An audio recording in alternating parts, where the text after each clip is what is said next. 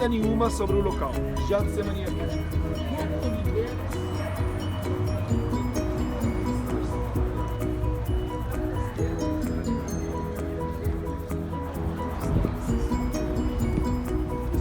Abaixo de nós tem raízes, você pode ver até no chão, às vezes vai influir no chão, vai levantar no chão. Manda os raízes, os dados ficam muito firmes. Muito devagar, tem que se deixou vai espalhar. E quando vai morrendo,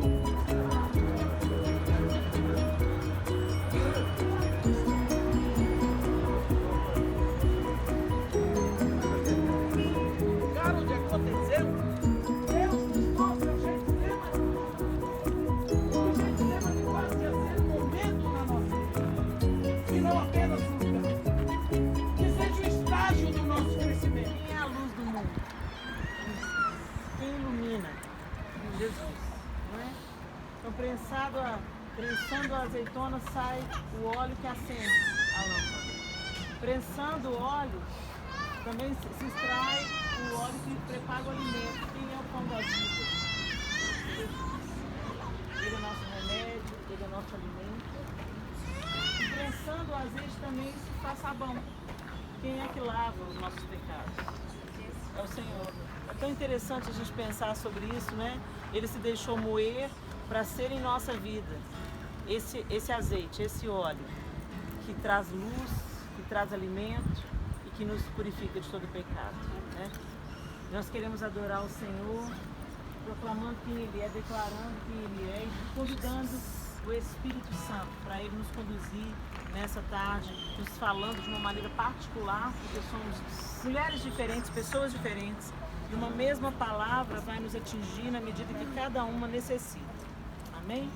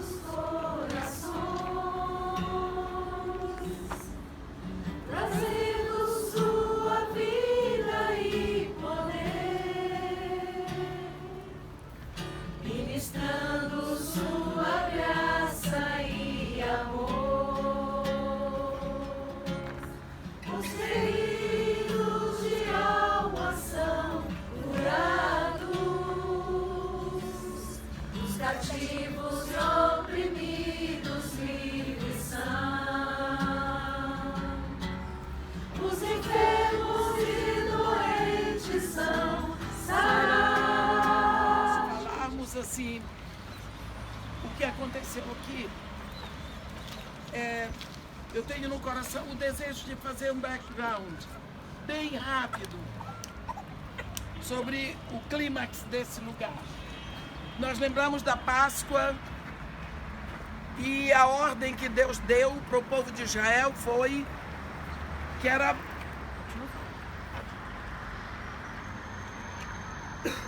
este dia vos será como memorial, e vós o celebrareis pelas vossas gerações.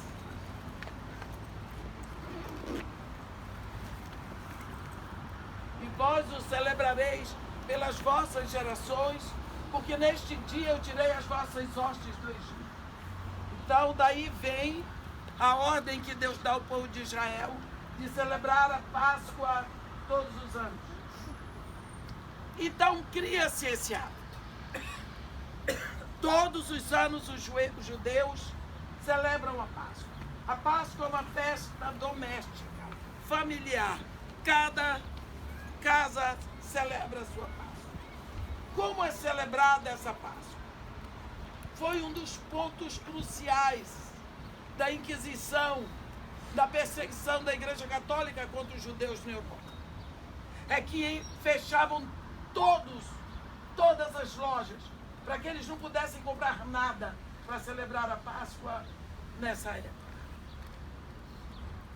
Eles colocam a mesa as ervas amargas, os pães asmos, o cordeiro assado, mas toda a liturgia da Páscoa, ela se realiza em torno de 4 taças que são colocadas no centro da mesa. O pai de família, nesse dia, se levanta. Ele pode ter sido mais relapso o ano todo, mas nesse dia ele vai ter que vigorar como sacerdote. Ele se levanta, ele faz a oração e ele toma a primeira taça, que chama Kiddush, que é a taça da santificação ou da separação. E ele passa entre todos ali, todos bebem um pouco, a taça volta para ele, ele bebe, acabou. Agora vai ter a segunda taça que se chama Hagadash, que é a taça da explanação. Alguém na mesa pergunta por que essa refeição é separada de todas as outras. E aí ele vai explicar, aí ele vai se gabar, aí ele vai dizer que nesse dia, com o braço estendido, mão poderosa, Jeová tirou Israel do Egito. Ele lembra isso. Eles comem as ervas amargas, eles comem o cordeiro, eles passam a taça e volta para a mão do pai de família, acabou. A terceira taça, chamada a taça de ação de graças.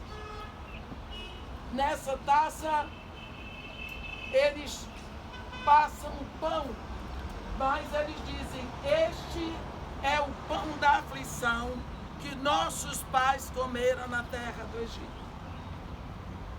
E eles passam o pão, partem, comem, tomam do vinho. E a última taça é a taça que eles chamam do grande Halel do Salmo 136. E é um hino. Então, acabou. Acabaram as 4 taças. A Páscoa é muito rápida, porque é o memorial. E Jesus, quando acaba isso, ele desce, atravessa o vale do Quidron. Em vez de seguir para o Monte das Oliveiras, ele vem para o Jardim Menor, onde ele gostava de ir com os seus discípulos. E Judas sabia perfeitamente disso, podia levar os sacerdotes, a polícia. O que aconteceu? Todo judeu celebrava a Páscoa desde pequeno. Quando Jesus Cristo começa o ministério dele, como que Jesus celebrou a Páscoa? Se você olhar no Evangelho de João, não precisa olhar, mas eu vou dizer que no capítulo 2 de João, no versículo 13, quando Jesus desce de Cafarnaum, está escrito assim, e estava próxima a Páscoa dos judeus, e Jesus subiu para Jerusalém. Como foi que Jesus celebrou a Páscoa, primeiro ano do ministério dele com seus discípulos?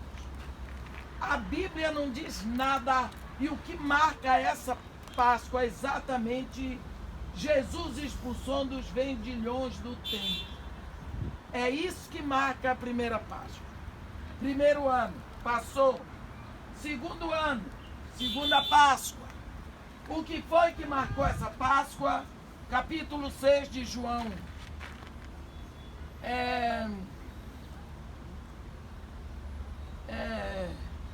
Espera lá.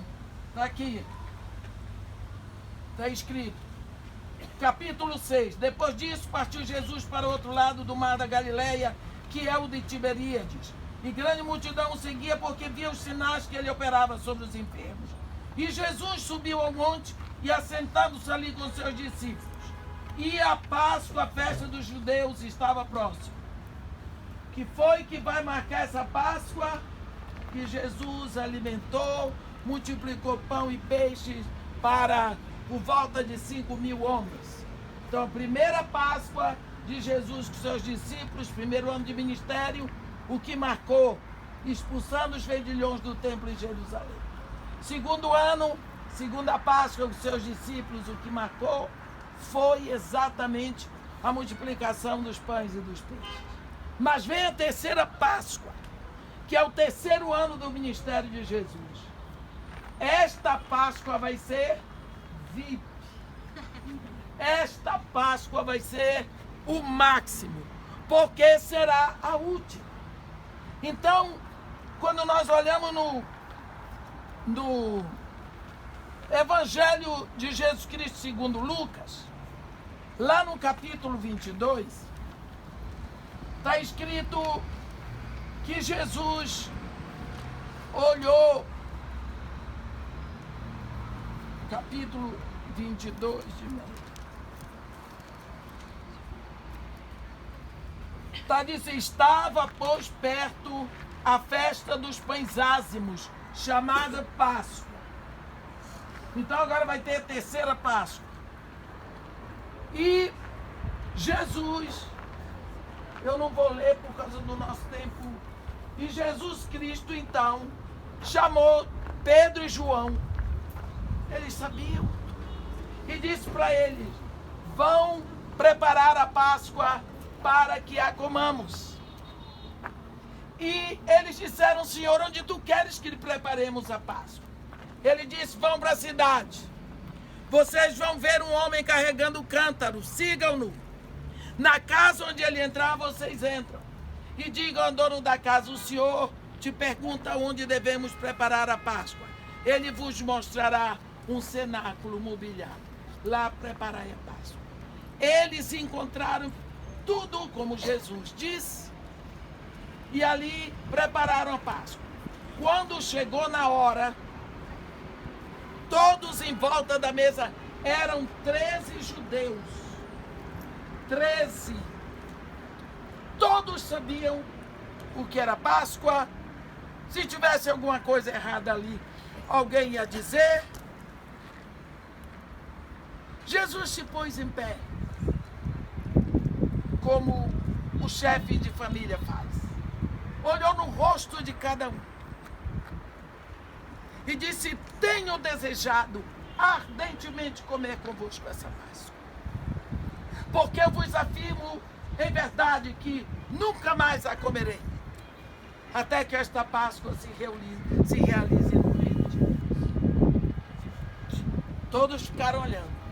Jesus começou a celebração da Páscoa judaica pelos mesmos passos. Tomou a primeira taça, Kiddush, fez a oração, passou entre eles, bebeu o resto. Comeram as ervas, comeram o cordeiro. Jesus, alguém pergunta na taça Haggadah, por que esta refeição separada das outras? Ele explicou, tudo normal, como em cada família. Vem a terceira taça. Chega a hora do pão. Todos sentados, esperando que ele dissesse, este é o pão da aflição que nossos pais comeram na terra do Egito. Jesus Cristo diz assim, tomai, parti, comei, isto é o meu corpo que é dado por vós. Vocês podem imaginar o sururu que aconteceu naquela mesa. Vocês podem imaginar a surpresa. O que aconteceu? Mudou. O que foi? Ele disse, isto é o meu corpo.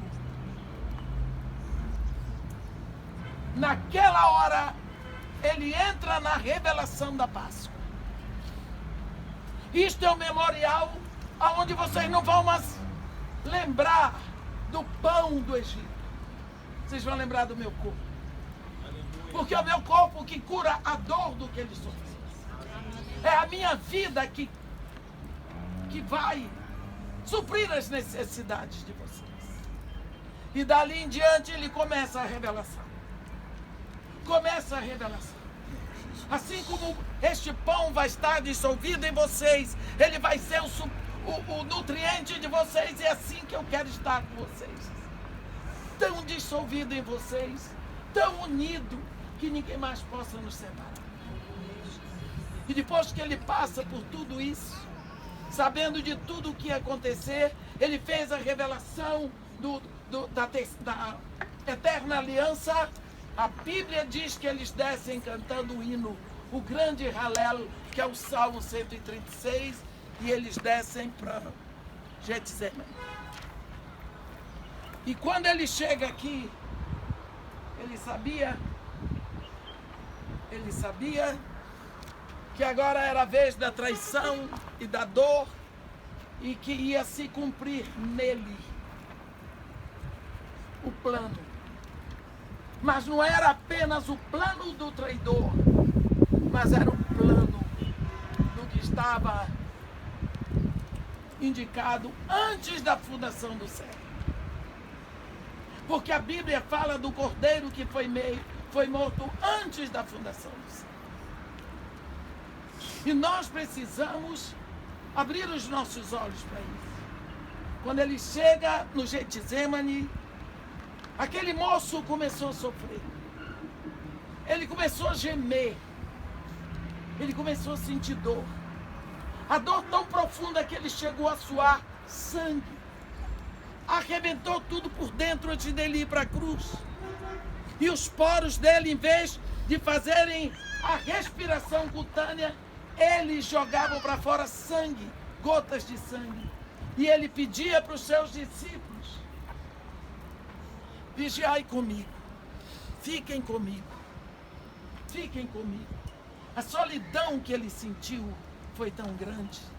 3 vezes, aqui neste lugar, minhas irmãs, ele orou: Pai, se for possível, tira de mim este cálice.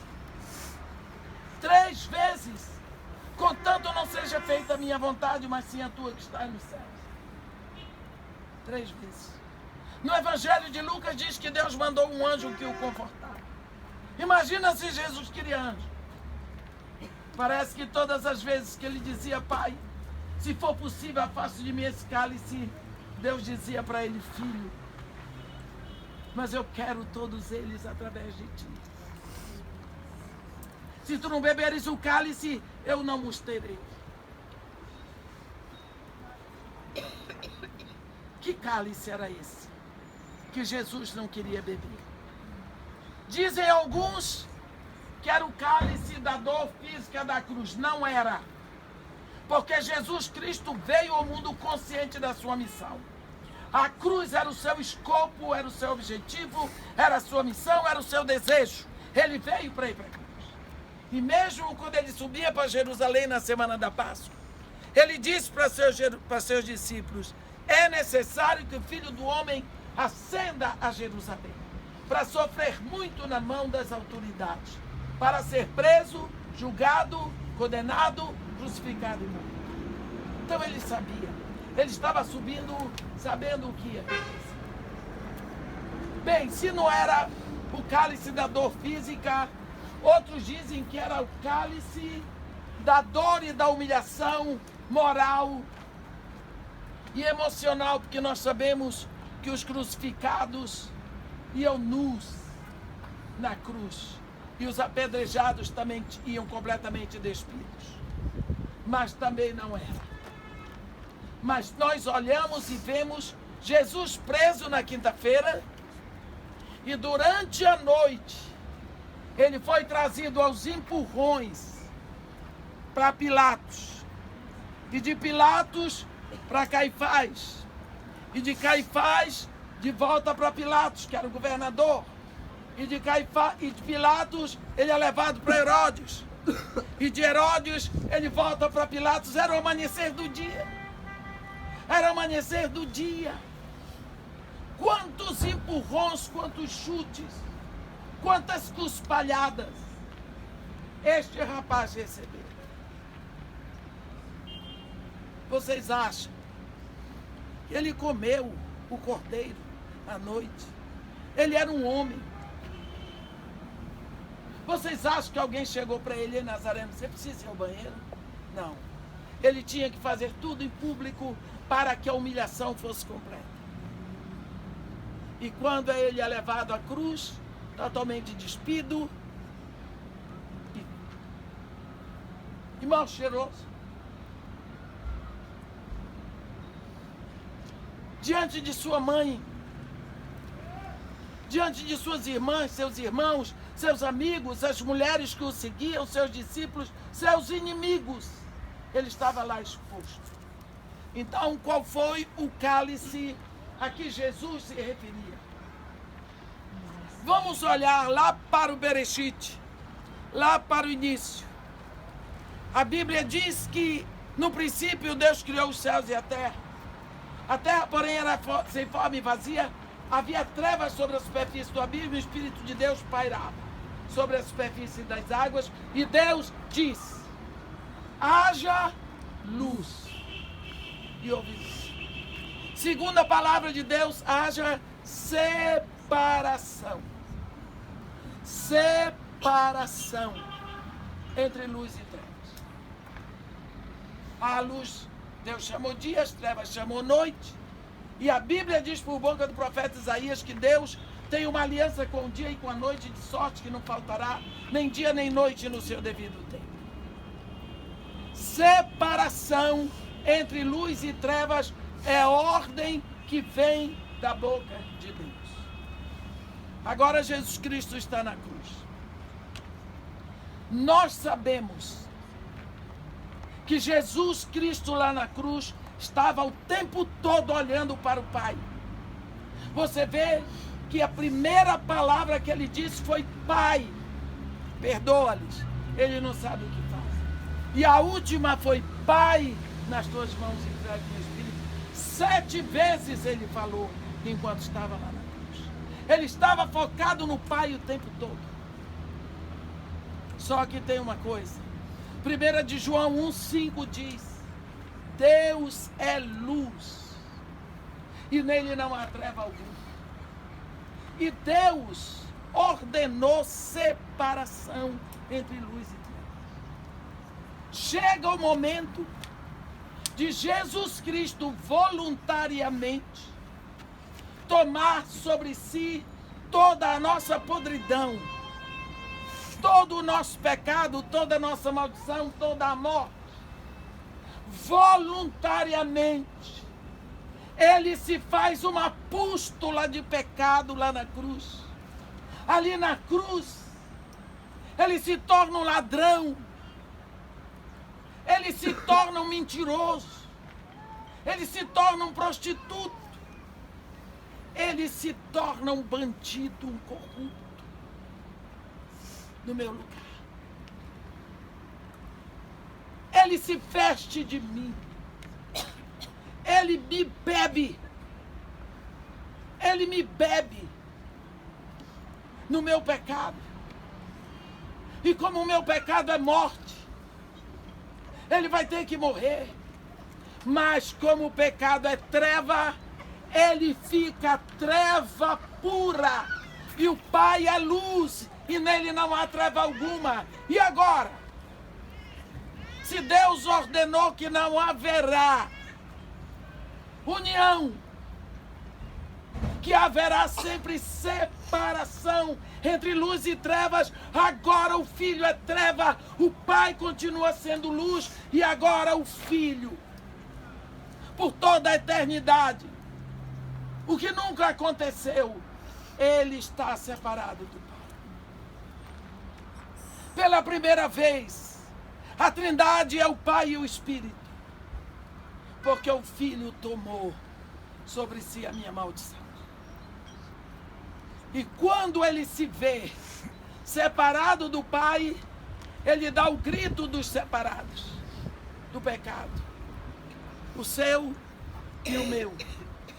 Eli, Eli lama sabachthani, Deus meu, por que me abandonaste? E depois disso, ele cumpriu toda a sua missão.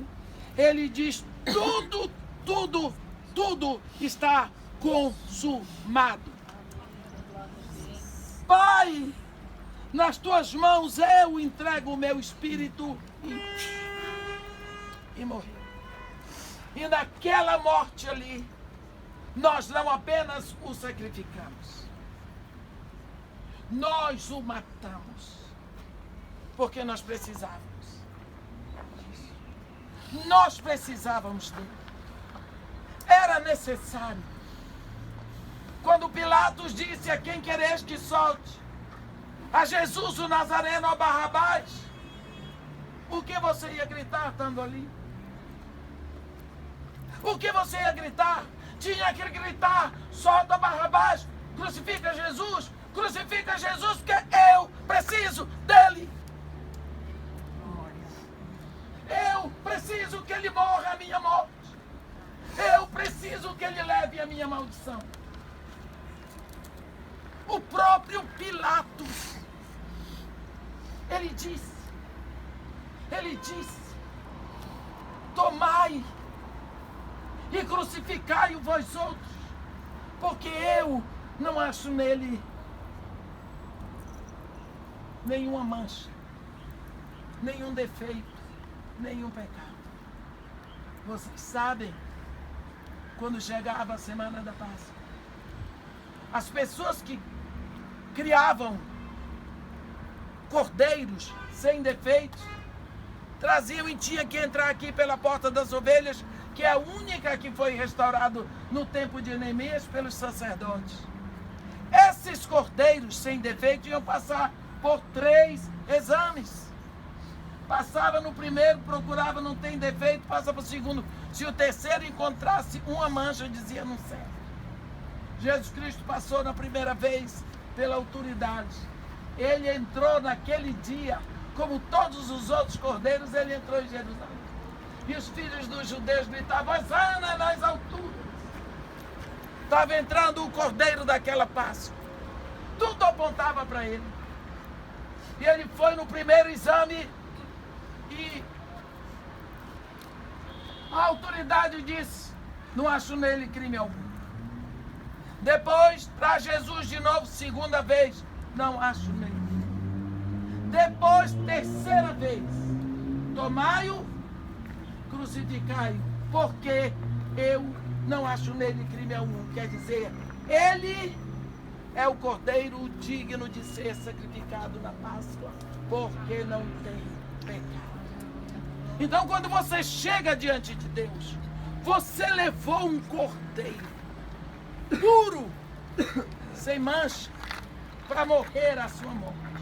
Para quê? Para ser sacrificado. Foi isso que aconteceu aqui. Foi aqui que Jesus agonizou. Mas ele não agonizou porque ele ia morrer a sua morte e a minha. Ele agonizou porque ele teria que ficar por breve tempo afastado do Pai. Lá, na oração de Jesus, ele prevê isso. Ele tem uma coroa única que é dada a ele pelo Pai e pelo Espírito. Qual é a coroa?